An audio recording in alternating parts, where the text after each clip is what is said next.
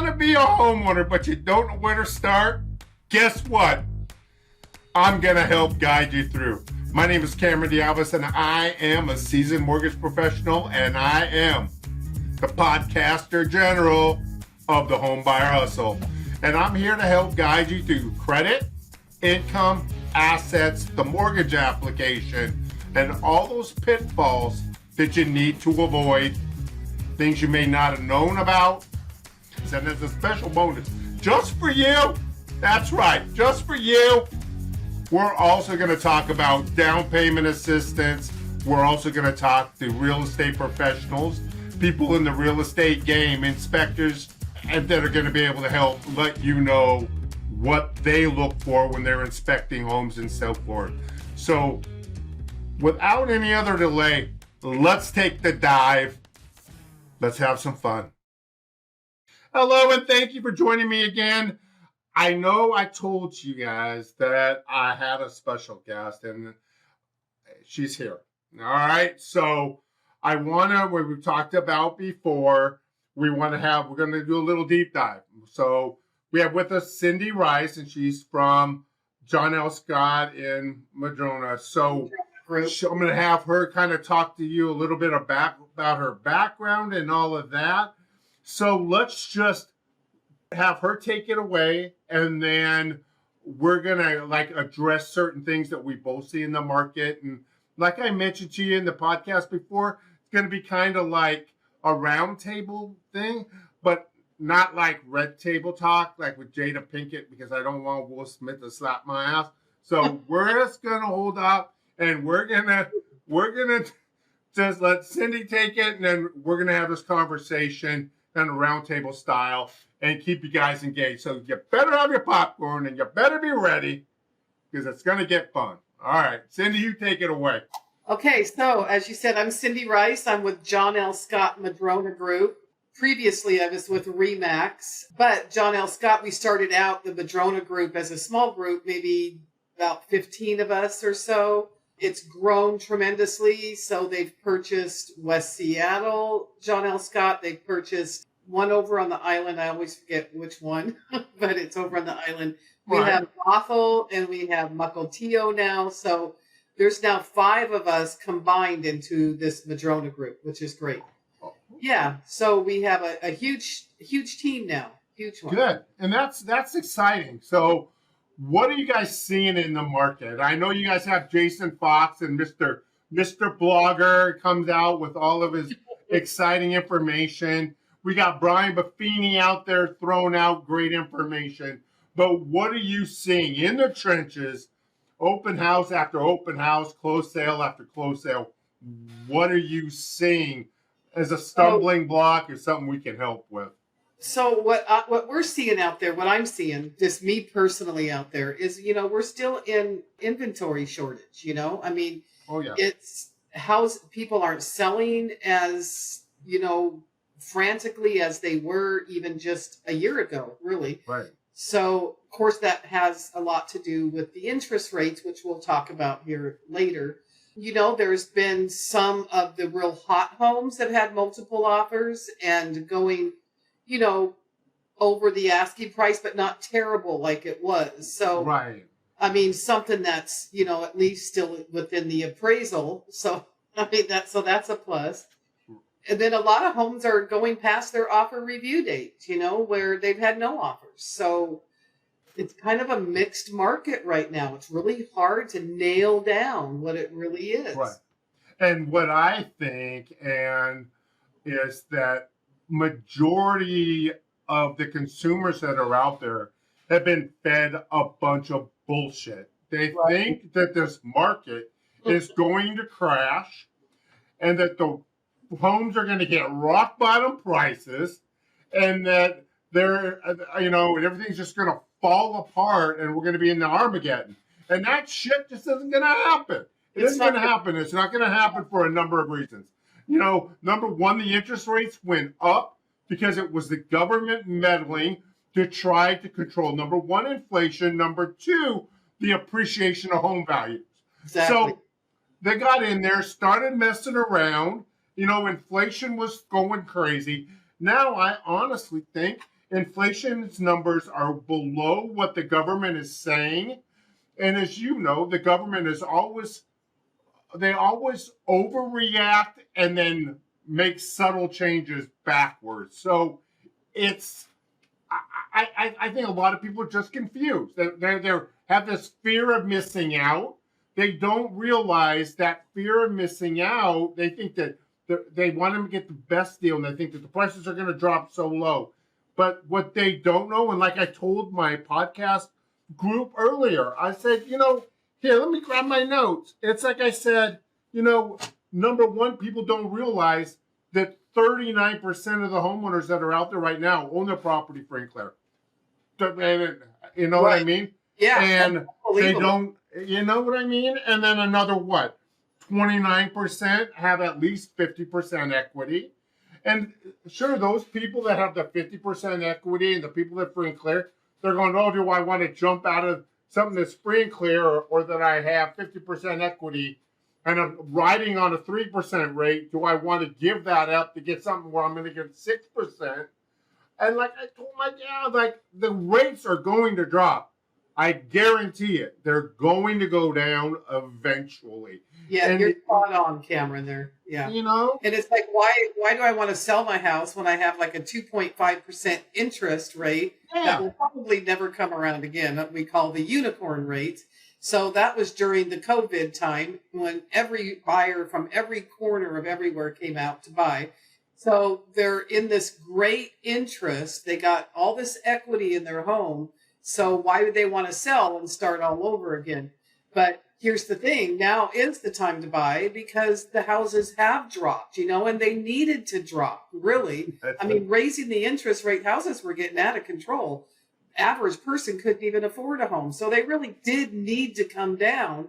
But now's the time where you get your pick. You can go out there and say, oh, I like this house for this price, and most likely you will get it. So it is the time. You can always change your interest rates later. Yes, You're not exactly. Forever on the interest rate. You are on the price of the home, though.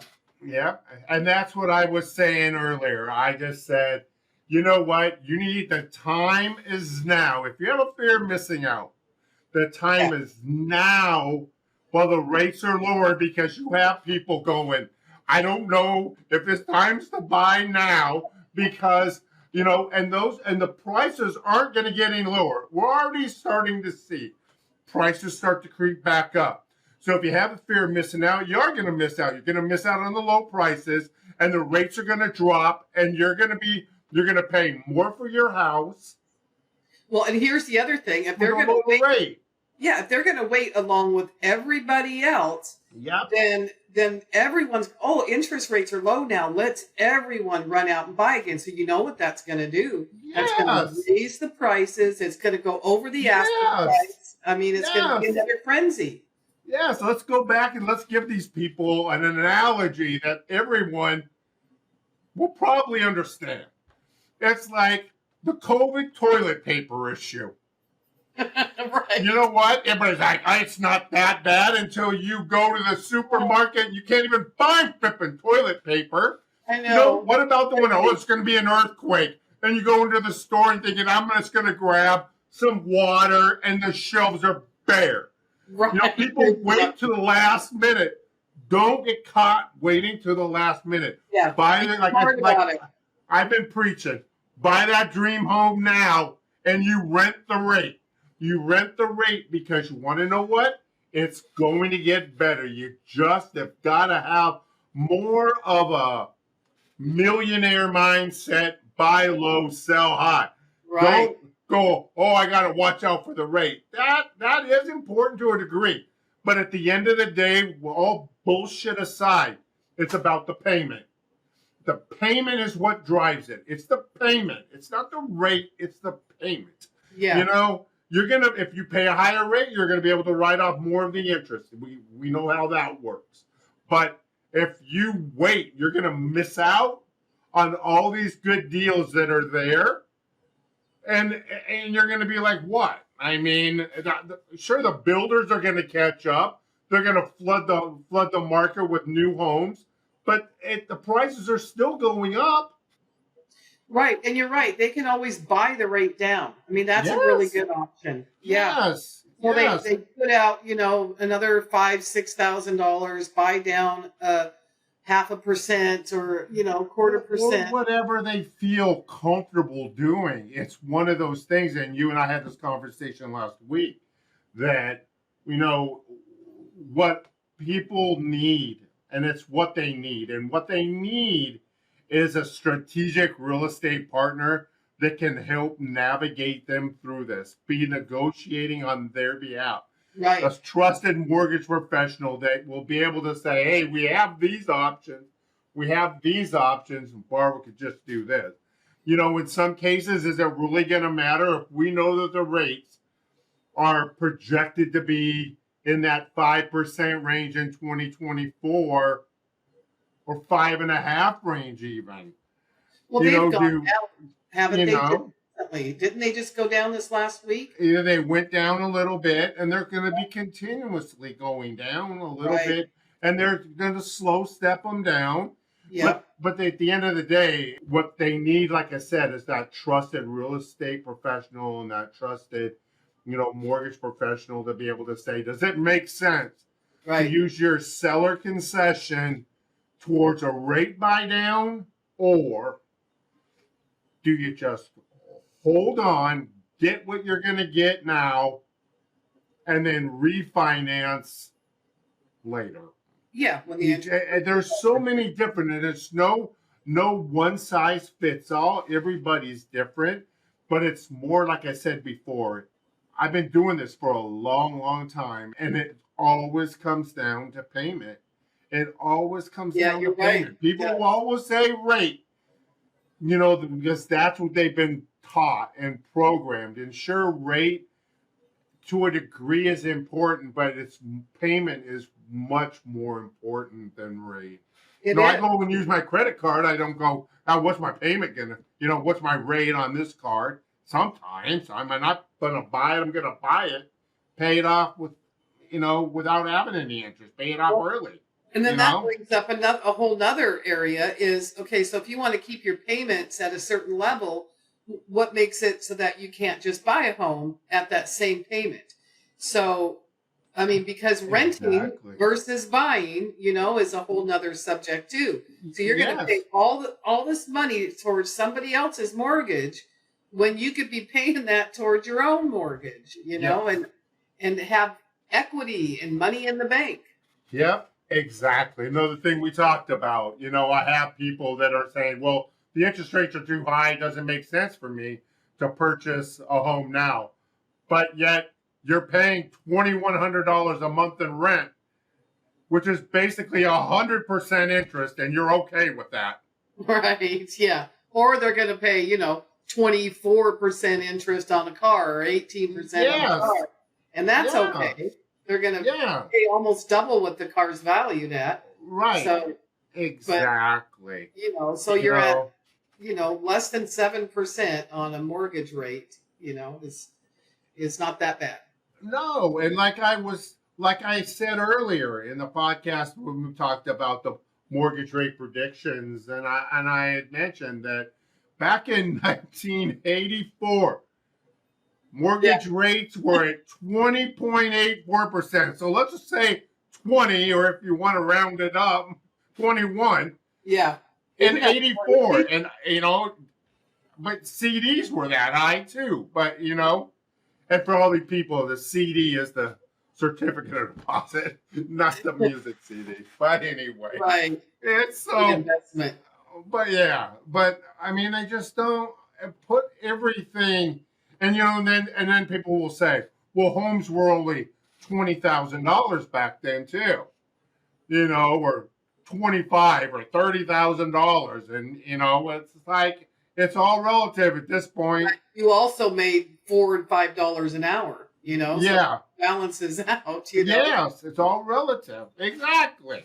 I mean, you could go to the movie for $1, so yeah, right. It always balances back out. It always does. A lot cheaper, but so is your pay. Yes, exactly. So what else you got going on? What else you want to talk about? Well, The housing market is good, the mortgage. So you want to talk more about real estate or? Yeah. Let's talk about what you think from your experience, what home buyers should be looking for. Like, you get Ed and Susie who want to buy their first home, and Susie wants the soaking tub, and the other one wants the shop. But is there more to it than that? It's you have an idea in your head of what you're looking for when you go out and search for a home, and you have this dream home of everything that you're looking for. And we do our best to find everything that you're looking for, but it's not always possible. So you might have maybe 30% of it is the location. So location you can't change. Another 30% is maybe there's something within the house that you can change. Easy fix. I want to paint the walls. I want to, right. new flooring. I want different flooring, whatever. Those are easy fixes. And then there's that other 30%, that maybe you just have to live with. Maybe you just have to bend a little bit and say, I could live with that, because the average homeowner only stays in their home, 5 to 7 years before they decide they need something bigger, maybe something smaller, maybe a different location, that sort of thing. So we do our best to find everything on your list that you're looking for, but it's not always 100% probable. So yeah, so you're talking flexibility. They need a little bit of flexibility, and so for instance, somebody might say, I really want to find a house in Lake Stevens, and for this price and all this stuff, and it's like, okay, well, I found one exactly what you're looking for, but it's in Snohomish or it's in Marysville or something. It might not be exactly, but it's within their price range, right? So some areas are pricier than other areas. Oh, of course. And the other thing at the end of the day is this as well. So I've bought a few homes in my day, and I have went through, and you go through 100 listings. You go through, another 50 tours, and you're like, no. And then you see the right one, wrong area, and you're like, I love it. Sign me up, put the offer in. I'm going. This is what I want. In an you area know what I mean? Because you don't know until you see it, and then you just know. I mean, I don't know how else to explain it. It's like, it's this love connection thing. You're like, it's it. It's it. Don't even look anywhere else, Right. And then here's the other thing what a lot of people don't understand is when you hire an agent to find you to buy a home, we're called a buyer's agent. So the buyers, they don't pay us for our time. We'll go out and show you whatever homes you want to see, and there's no fee to that buyer. All the commissions that we get paid come from the listers. So, the sellers, the people that are selling the home.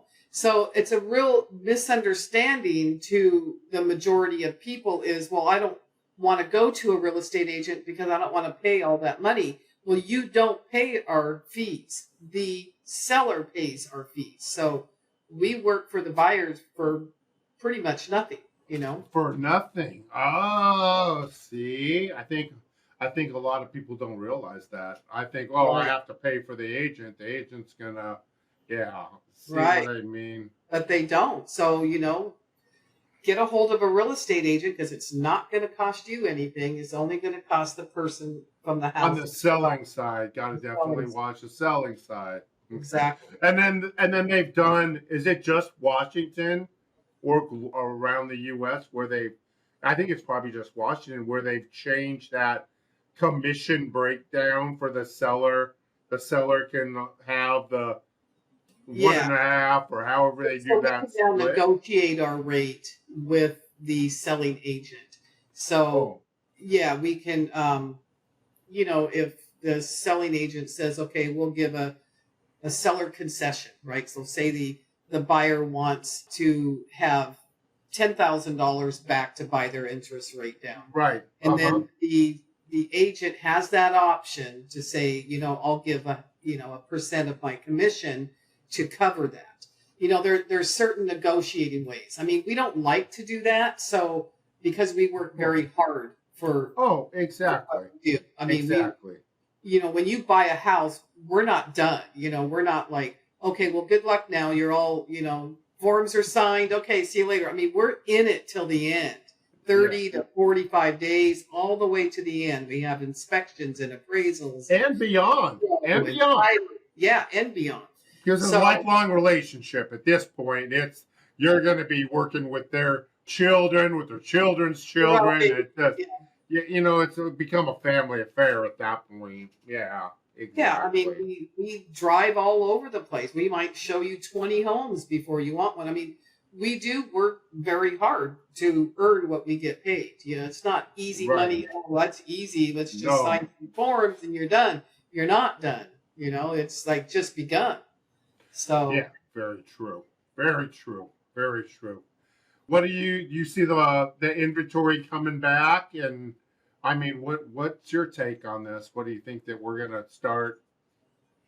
It's like up? You see it start to pick up again. You're like, oh wow, we got a lot of listings this week. Because we cover it week by week, and it's like, okay, the pendings are up there. And then next week it might be back down again.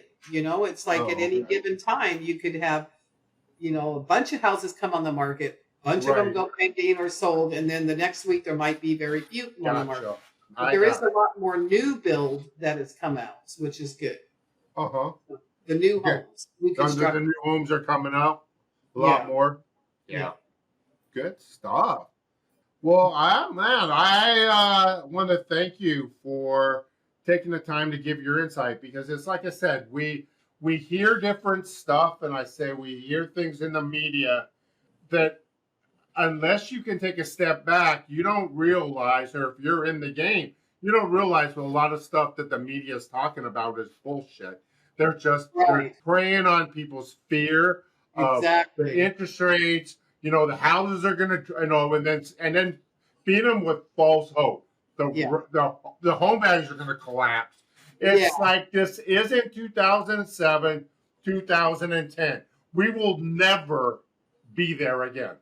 That will never happen. No. And the reason it happened before, and like I said earlier in the podcast earlier, the reason it happened before was because banks were lending to people that would have had trouble qualifying for a mortgage previously. And, we had lax lending standards. There was a lot of conflicts of interest that was called out. Banks got overextended, and then everything hit at the same time. And it was just ugly. It was ugly. Yeah, that was crazy times. And there's all of those, now we have TRID, we have, lending guidelines are stricter, and they're stricter to protect the consumer and the home buyer so they don't foreclose. People think, oh, you just foreclose on my house. They're in business to do that shit. We're lending you a house, the money to buy a house because you want to be a homeowner. I mean, with that comes a lot of responsibility. And it's like we want to make sure that these people are protected as much as possible. They know what an adjustable rate mortgage is versus a fixed rate mortgage. We want them to know. We want them to be educated. Because you know what we found? People said, I didn't even know I had an adjustable rate mortgage. They should have explained it. And if you want to hear victim, there was a lot of victims then. Like, they should never have lent me the money. They knew I was working 3 jobs. And so what do you think happens now when somebody works 2 jobs or 3 jobs? We only count 1 income. Yeah. And they go, well, I make all this money on the side. Nice. Give you a gold star. Unless you find some run-of-the-mill credit union or some small bank that only generate so much mortgages that they want to create their own program. That may be a case, but it's not very often. Nope, nope, nope. That second income stuff, because what happens? Nobody wants a second job. You got to be kidding me. People go, oh, yeah, I've always worked 2 jobs ever since I was in high school. Shut up. Shut up. The minute you get the house, you're going, oh, I made it. Yeah. And you're sitting on I that can brand buy that new, car now and brand new couch. Yeah. So, and that's another thing too that you should tell people about is what things not to do in order to qualify for a home loan. Oh, I am. I'm on fire now. I'm probably I'm real with these. I'm like the last few that I've done, I've changed some things, and I want people not to be coddled. No participation trophies here. And you gotta like do the right stuff. And like people with credit, people go, well, I didn't pay this because, you gotta pay the bills, dumbass. You just don't say, well, it was in both my girlfriend's and my name, and we broke up, and I'm just like mad at her, and I'm not gonna pay it. Good thing, dumbass, because now you're gonna end up paying it anyway. And if your father is costing you the opportunity to buy a house, huh? And have you ever had somebody do that? Yes. Yeah, they go, you see it in divorce too. I'm not paying it. Yeah. I'm going to get even. The only ones I've ever seen successful in divorce are those ones that say, we really need to work on this together. We can't screw each other in this. Because that's what happens. One that says, I'm not making a house payment. House payment goes in, the home goes into foreclosure, and they're both wrapped up in it. They just ruin it for both just because of stubbornness, So what kind of advice would you give somebody, Cameron, if they're getting ready to buy a home, say it's their first time buying a home, what kind of advice would you give to them to prepare to buy that house? Number one, and we talk about this on other episodes, but number one is they need to know their credit. Yeah. There's pillars, and number one is credit. They need to know what their credit score is. They need to go on annualcreditreport.com every year, and they need to pull it. They need to look and know what's on their credit report. Look and see if there's any social security numbers that aren't theirs that appear on there. You'd be amazed at how many times you pull a credit report. There's another number on there. And I don't know. Well, I don't know doesn't cut it. When you're asking a lender to lend you $400,000, $500,000, and you come up with this I don't know answer shit, that'll work. You gotta you know what I mean? You gotta say, hey, you gotta be truthful. Go through your credit report, know what's on it. And if your credit's not strong, if you're with a bankruptcy, foreclosure, whatever, better have the dates and what happened. Because there's some rules with FHA that you can do 2 years after a foreclosure or after a bankruptcy, but you've got to have that stuff very well documented. And hey, this happened, or this happened, and this happened, and whatever. They're not going to go, well, whatever. I just don't have time for this. I'm busy working. Figure it out. That's good advice. And isn't there others where they shouldn't be out purchasing new items? Don't max your credit cards out. Absolutely. Don't buy that new car. Here's the best one. You've already pre-approved them, and the educated ones that you've educated, you said, hey, before you use that credit card, you better call me. Email me something before you use that credit card. Yeah. On whatever, But there's ones that think that they know more than everybody else. Just like kids. Well, they think nobody will know. You don't know anything. Nobody's going to find out. Yeah. They go and they buy freaking new car. Yeah. Or they go and buy new furniture for the house and not even in yet. Yeah. But then don't think about the ramifications. What if they're really close to on their debt to income ratio? And now they go and buy a car with $500, $600 payment. Now their debt to income ratio is outside the box. Right. And It that'll doesn't ruin matter if it. you buy or lease. You know what I mean? And it will kill a deal unless they can sell that car back to the dealership. And we've had people that you got to take the car back. You got to take the car back. You got to take it back or you don't qualify. Right.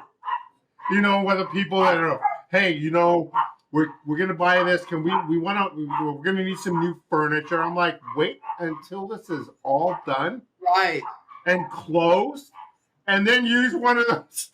Then you strategically use one of those credit card offers that you get in the mail after you buy a house. You know, but you gotta be smart about it. You can't just willy-nilly it and do whatever you think because you're like, I know what I'm doing. You know what? You're going to thank yourself if you don't pay attention, you know. So, but this is good stuff, and I'm thankful that you joined me today and we're able to get insight. I hope my listeners all gain something from this, because that's why I'm doing this. I want to make sure everybody knows what to look for, the pitfalls. You know, if this was easy, everybody would do it. It's not. There's not other mortgage brokers, there are not other real estate agents that are doing this stuff. We're bringing this information because it's important. We want to hit. This is the real world. You know, and you see some real estate agents and all you see is just their picture on the, you know, in the shopping cart basket, you know, but you don't know what that person really is about. And you know, and that might be our next yours and my next segment is, you know, what should people look for in a real estate agent? You know? But absolutely. I know, because it's either, I got a referral from a friend of a friend, you know, that's a pretty big decision. You know, you need to be educated when you make it. You know what I mean? Well, that's a good point, because as of the first of the year, also, they're putting in a new rule with the multiple listing site that every buyer that you have is now going to be required to sign a buyer agency agreement. So when you sign that agreement, you're locked in with that agent now. Yeah, that starts on the 1st of January. Of next year? Yeah. Oh, wow. Yeah, very good information. But what we know, we'll hit these guys up with that next time. But I think we should do these like, you know, every other week or whatever, because I really like the idea of being able to just give them relevant information ongoing, so they like, okay, I'm ready to go. You know, and it's a tool for our pre-approvals. All of those people that are looking to buy, you know, say, hey, I feel like I got a good idea. And if there's anything that they're missing, they can pick up the phone and call us. Call somebody. You know, like there's a lot, especially first-time home buyers, that they don't understand the process. You know, they think they just call an agent and we'll go and get them in a house, but they don't understand your first step is you need to get qualified. You know. Yes, exactly. You come to the all righty, good stuff. But like I said again, thank you. Until the next one, we're gonna dive deep every single time. And like I said at the end of every podcast, you know what? If you keep doing what you've always done, you're gonna get what you've always got. So you gotta think ahead, be smart about it. Till the next podcast, guys. Have a good one. Okay. Yep. Take care. Woo, that was a lot of information to take in. You know what? I'm proud of you. You hung on it and you followed it through. So here's the best part. It's only going to get better. I guarantee it. You know what? So what I want you to do is I want you to bookmark this. I want you to watch it, subscribe, and rewatch it. Then do me a favor. Have your friends watch it and your friends subscribe to it. Until the next episode, I expect to see you in your seat ready and willing. Because remember, you're always going to get what you've always got if you keep doing what you always do. So let's do this. Come on, hustlers.